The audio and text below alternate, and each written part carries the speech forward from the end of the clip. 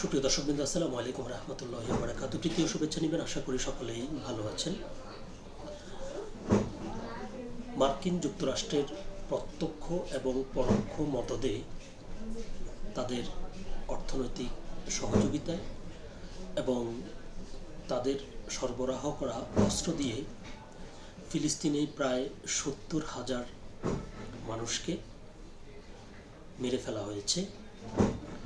সেই যুদ্ধবিধ্বস্ত ফিলিস্তিনিতে শান্তি প্রতিষ্ঠার উদ্দেশ্যে মার্কিন president Donald Trump board of piece গঠন করতে যাচ্ছেন এবং এই বোর্ড গঠনে ইতিমধ্যে ডোনাল্ড ট্রাম্প তার নিজের সারা বিশ্বে ছড়িয়ে ছিটিয়ে থাকা প্রায় ৬০টি বন্ধু দেশকে আমন্ত্রণ জানিয়েছেন এই পিস অফ বোর্ডে। দুঃখিত, আমি বারবার পিস অফ বোর্ড বলছি, বোর্ড অফ পিসে যুক্ত হওয়ার জন্য। তো এ নিয়ে ভারতের একটি নামকরা গণমাধ্যম, সেটি হচ্ছে আনন্দবাজার, তারা একটি প্রতিবেদন প্রকাশ করেছে যেখানে বলা হচ্ছে যে এই বোর্ড অফ পিস আপাতত দেখতে মনে হচ্ছে যে এটি গাজার শান্তি প্রতিষ্ঠার জন্য গঠন করা হচ্ছে, তবে আসলে ট্রাম্পের উদ্দেশ্য ভিন্ন এবং তিনি গাজাকে ব্যবহার করে বা গাজার ইস্যু সামনে এনে এই বোর্ড অফ পিস গঠন করলেও তার এটি গঠনের একটি সুদূর প্রসারী উদ্দেশ্য রয়েছে। আর তার এই যে তার অসৎ উদ্দেশ্য, এটা অনেক রাষ্ট্রপ্রধান এখনই সেটি বুঝতে পারছেন। বিশেষ করে সাম্প্রতিক সময়ে যে ভেনেজুয়েলার নির্বাচিত প্রেসিডেন্টকে ফিল্মি স্টাইলে, গুন্ডা স্টাইলে সে ওখান থেকে যেভাবে অপহরণ করে নিয়ে এসেছে, তাছাড়া অন্যান্য দেশকেও হুমকি দিচ্ছে, এরকম একটি প্রেক্ষাপটে যে আসলে ট্রাম্পের উদ্দেশ্য কি, এ নিয়ে রাষ্ট্রনেতারাও খুব সতর্ক। এ পর্যন্ত শুধুমাত্র একটি কি দুটি রাষ্ট্র তার এই আহ্বানে সাড়া দিয়েছে, বাকিরা বিষয়টি এখনও পর্যবেক্ষণ করছে। তো আসলে এই বিষয়টি নিয়ে কি হচ্ছে, এ নিয়ে যে প্রতিবেদনটি প্রকাশিত হয়েছে, চলুন দেখি আমরা সেখানে বিস্তারিত কি লিখেছে।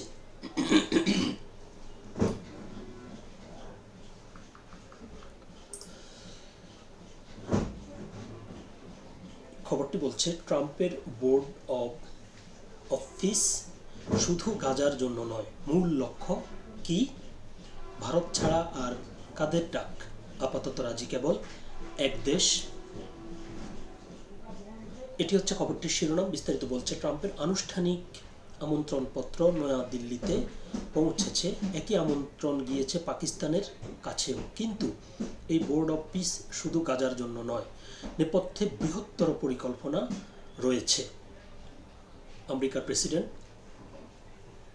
ডোনাল্ড ট্রাম্প গাজায় শান্তি প্রতিষ্ঠার জন্য বোর্ড অফ পিসে আমন্ত্রণ জানিয়েছে ভারতকেও। সংবাদ সংস্থা পিটিআই জানিয়েছে, ট্রাম্পের আনুষ্ঠানিক আমন্ত্রণপত্র নয়াদিল্লিতে পৌঁছেছে, একই আমন্ত্রণপত্র গিয়েছে পাকিস্তানের কাছেও। কিন্তু এই বোর্ড অফ পিস শুধু গাজার জন্য নয়, নেপথ্যে ট্রাম্পের বৃহত্তর পরিকল্পনা রয়েছে। হোয়াইট হাউসের ঘোষণা থেকেই তা স্পষ্ট। আসলে সমগ্র বিশ্বে শান্তি প্রতিষ্ঠার লক্ষ্যে নতুন আন্তর্জাতিক বোর্ড গঠন করতে চাইছেন ট্রাম্প। তাতে সামিল হওয়ার জন্য ভারত, পাকিস্তান সহ অন্তত ৬০টি বন্ধু দেশকে আমন্ত্রণ জানানো হয়েছে। সূত্রের খবর, ভারত, পাকিস্তান ছাড়াও France, Germany, Italy, Australia, Hungary, ইউরোপীয় কমিশনের অধীন দেশগুলো এবং পশ্চিম এশিয়ার একাধিক দেশকে বোর্ড অফ পিসের আমন্ত্রণ পাঠানো হয়েছে। ট্রাম্পের এই পরিকল্পনা নিয়ে আপাতত সাবধানী রাষ্ট্রনেতারা। চট করে কেউ আনুষ্ঠানিকভাবে এই আমন্ত্রণ গ্রহণ করেননি বা তা নিয়ে মন্তব্য করেননি। সংবাদ সংস্থা রয়টার্স জানিয়েছে, এখনও পর্যন্ত কেবল একটি দেশই ট্রাম্পের আমন্ত্রণ নিঃশর্তে স্বীকার করেছে এবং আমেরিকার প্রস্তাবে রাজি হয়েছে। সেই দেশ আমেরিকার অত্যন্ত ঘনিষ্ঠ মিত্র হাঙ্গেরি। সে দেশের প্রধানমন্ত্রী সমাজ মাধ্যমে লিখেছেন, এই সম্মানীয় আমন্ত্রণ আমরা অবশ্যই গ্রহণ করেছি। হোয়াইট হাউসের পরিকল্পনা অনুযায়ী প্রাথমিকভাবে বোর্ড অফ পিসের কাজ শুরু হবে গাজা দিয়ে। সেখানে শান্তি প্রতিষ্ঠার পরিকল্পনা সফল হলে বিশ্বের অন্যান্য সমস্যাগুলি নিয়েও এই বোর্ড কাজ করবে। অর্থাৎ যে কাজটি সাধারণত জাতিসংঘ করে থাকে, এখন সেই কাজটি করতে চাচ্ছে ডোনাল্ড ট্রাম্প। এখানেই উদ্বেগের কারণ রয়েছে বলে মনে করছেন পর্যবেক্ষকদের একাংশ। বিশ্ব শান্তি নিশ্চিত করা এবং আঞ্চলিক সমস্যা নিয়ে কাজ করার জন্য রাষ্ট্রপুঞ্জের মতো, রাষ্ট্রপুঞ্জ বলতে জাতিসংঘের কথা বলছে, আন্তর্জাতিক সংগঠন রয়েছে। তারপরেও ট্রাম্পের বোর্ডের কি প্রয়োজন, তাদের ভূমিকা কি হবে, রাষ্ট্রপুঞ্জের সঙ্গে নতুন বোর্ডের সংঘাতের সম্ভাবনা কতটা, প্রশ্ন উঠেছে। সেই কারণেই আমন্ত্রণ পাওয়ার পরেও দেশগুলি সাবধানতা অবলম্বন করছে। তবে হাঙ্গেরির পাশাপাশি ভিয়েতনামও ট্রাম্পের প্রস্তাব গ্রহণ করেছে বলে জানিয়েছে সংবাদ সংস্থা এপি। বোর্ড অব পিসে ট্রাম্পের আমন্ত্রণপত্র শনিবার থেকে ইউরোপের রাজধানীগুলিতে পৌঁছাতে শুরু করেছে। ইতালির প্রধানমন্ত্রী জর্জিয়া মেলোনি দক্ষিণ কোরিয়া ছিলেন। এই আমন্ত্রণের খবর পেয়ে সংক্ষিপ্ত মন্তব্য করেছেন তিনি। বলেছেন, আমাদের দিক থেকে যা করার তা করতে আমরা প্রস্তুত। তিনি গাজার কথা বলতে চেয়েছেন না বৃহত্তর বৈশ্বিক শান্তির কথা, তা কিন্তু স্পষ্ট হয়নি। কানাডার প্রধানমন্ত্রী মার্ক কার্নি গাজার জন্য বোর্ড অব পিসকে নৈতিকভাবে সমর্থন জানিয়েছেন, অন্য কিছু নিয়ে মন্তব্য করেননি।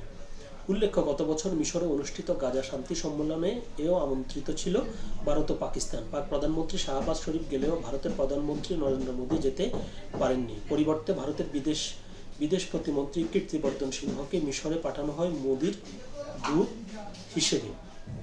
তো মূল প্রতিবেদনটি এই পর্যন্তই ছিল। তবে প্রতিবেদনে এখানে একটি বিষয় উল্লেখ করেছে যে জাতিসংঘের মতো একটি সংস্থা থাকা সত্ত্বেও ডোনাল্ড ট্রাম্প কেন তার নিজ উদ্যোগে জাতিসংঘের মতোই আরেকটি সংস্থা তিনি এভাবে করতে যাচ্ছেন।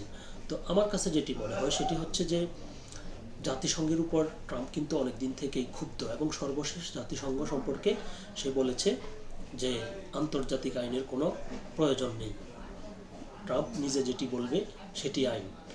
এই যে তার একটি এরকম তার যে কথাটি, এটি কিন্তু অনেক তাৎপর্য বহন করে। এবং এই প্রতিবেদনে যেটি বলছে যে জাতিসংঘের বিকল্প আরেকটি সংস্থা, অর্থাৎ জাতিসংঘ তার কথা শুনছে না। ইসরায়েল এবং ফিলিস্তিন সংঘাত কিংবা ইসরায়েল ইরানের যুদ্ধের সময়ও জাতিসংঘের যে ভূমিকা নিয়েছে, তার কথা হচ্ছে যে সে চায় যে জাতিসংঘ ইসরায়েলের পক্ষে থাকুক, ইসরায়েল যেটি বলে সেটিই যেন জাতিসংঘে শুনে।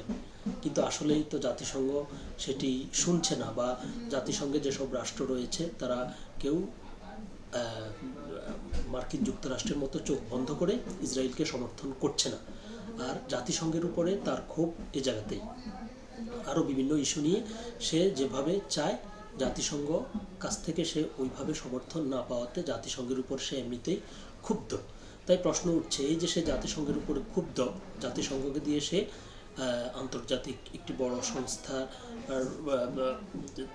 সদর দপ্তর তার দেশে হয়েও সে যে কিছু করতে পারছে না, এই না পারার তার যে আক্ষেপ, এ থেকেই মূলত সে জাতিসংঘের বিকল্প আরেকটি সংস্থা সে দাঁড় করাচ্ছে। তো এটি তো যেহেতু সব কিছু তার হাতে থাকবে এবং সে নিজেই সবাইকে এখানে আসার আহ্বান জানাচ্ছে, তাহলে অবশ্যই পরবর্তীতে যে কোনো বিষয়, যে কোনো সিদ্ধান্তে সেখানে তার প্রভাব থাকবে এবং সে যা বলবে তাই হবে। তাই এই জন্য বিশ্ব নেতারাও এখনও অনেকেই এটাতে এতটা গুরুত্ব দিচ্ছেন না। অনেকে আবার বাধ্য হচ্ছেন, যেহেতু মার্কিন যুক্তরাষ্ট্র বিশ্বের অনেক দেশকেই অর্থনৈতিকভাবে সহযোগিতা করে, আর এই জন্য স্বাধীনভাবে অনেক রাষ্ট্র তাদের নিজেদের মতামত প্রকাশ বা স্বাধীন সিদ্ধান্তও নিতে পারে না। তো সেই দৃষ্টিকোণ থেকে হয়তো অনেক রাষ্ট্র তার এই বিষয়টির সাথে যুক্ত হবে এবং তাকে সমর্থন দেবে। দেখা যাক সে শেষ পর্যন্ত কী করে, কারণ তার এই যে সাম্প্রতিক সময়ে তার যে আগ্রাসী ভূমিকা, এগুলো অবশ্যই বিশ্বের স্থিতিশীলতার জন্য দিন দিন হুমকি হয়ে উঠছে। দেখা যাক এখন সে সামনে কি করতে পারে। তো সকল ভালো থাকবেন, সুস্থ থাকবেন, আল্লাহ হাফেজ।